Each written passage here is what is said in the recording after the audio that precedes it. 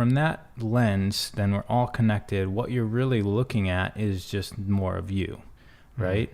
And then if you understand that your emotion, so emotion, energy in motion, your emotional state is so powerful that it changes your entire perception of reality, and there's no difference of perception and reality. And eventually you can subscribe to like, it's actually changing the physical reality around you.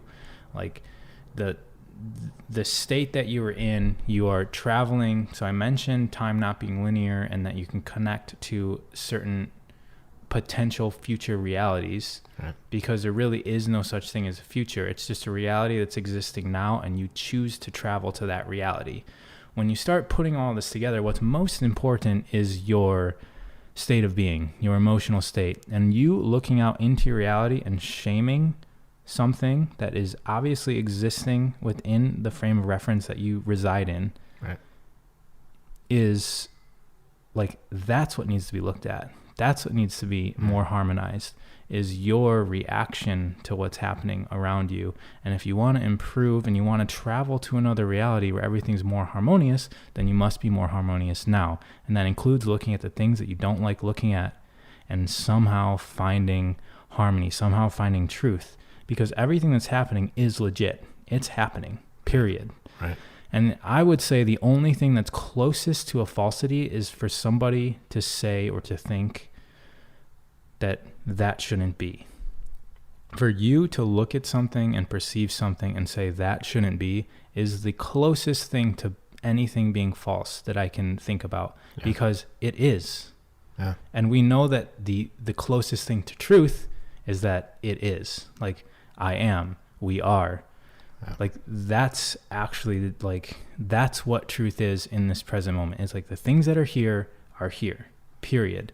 So whether you're looking at a plastic bottle that's going to go into a landfill, saying that that's going to happen and trying to like talk about all the negative things about it, or talk about like why eating animals is bad, and talking about why you shouldn't be smoking cigarettes, all of those things are just closer to unharmonious than harmonious. And when we talk about energy shaping itself into geometric figures, if you think about music, like all of those notes on a keyboard, they're all the most harmonious vibrations. If you put a note that's in between two of the notes, it's going to sound bad, right? And so the thing about the piano is every key you strike is tuned to a harmonious vibration. But if you pick up a guitar and you're not good at playing it, you know that like if you're unable to get those tones correctly and you get the tones in between, it sounds horrible. It actually makes you not feel good.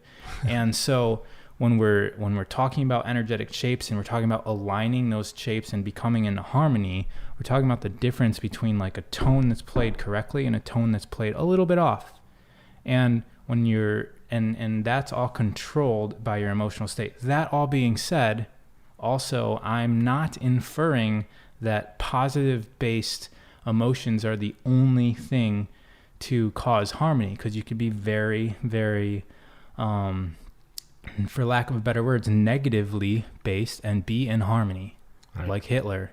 And I'm not saying positive is good and negative is bad in this case, because that's just an illusion.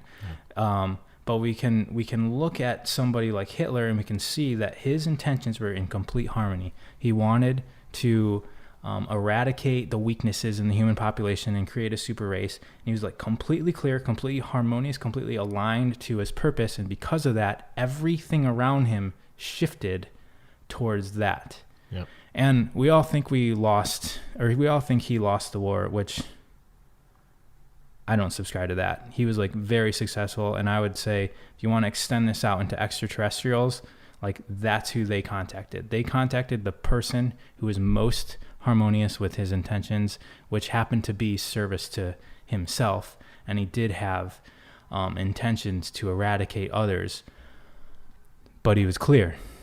And so you want to be the type of person that knows what they know, and everything is like on that straight path to your truth, and realize that other people's truth, other people's behaviors are going to be different, and don't let that sway you.